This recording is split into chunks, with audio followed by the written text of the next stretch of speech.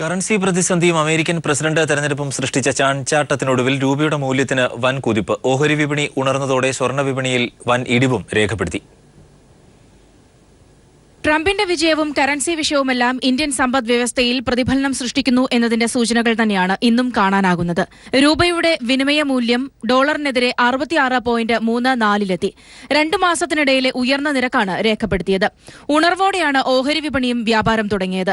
Sensex 368 point നേട്ടത്തിൽ 27,621 Nifty 114 point നേട്ടത്തോടെ 8,559 വ്യാപാരം തുടങ്ങി.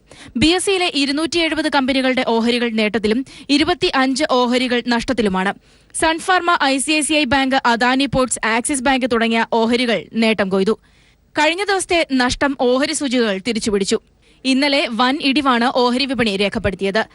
കറൻസിയുമായി ബന്ധപ്പെട്ട ആശങ്കകൾ പരിഹരിക്കപ്പെടുന്നു എന്ന റിപ്പോർട്ടുകൾ വിപണിക്ക് മുതൽക്കൂട്ടായി. ഈയൊരു മുന്നേറ്റം തുടരും എന്നുതന്നെയാണ് സാമ്പത്തിക മേഖലയിൽ നിന്നുള്ള കണക്കുകൂട്ടലുകൾ.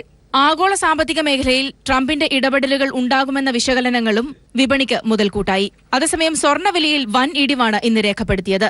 ഗ്രാമിന് 75 രൂപ കുറഞ്ഞ് 2,860 പവന് 600 രൂപയാണ് ഒറ്റയടിക്ക് കുറഞ്ഞത്.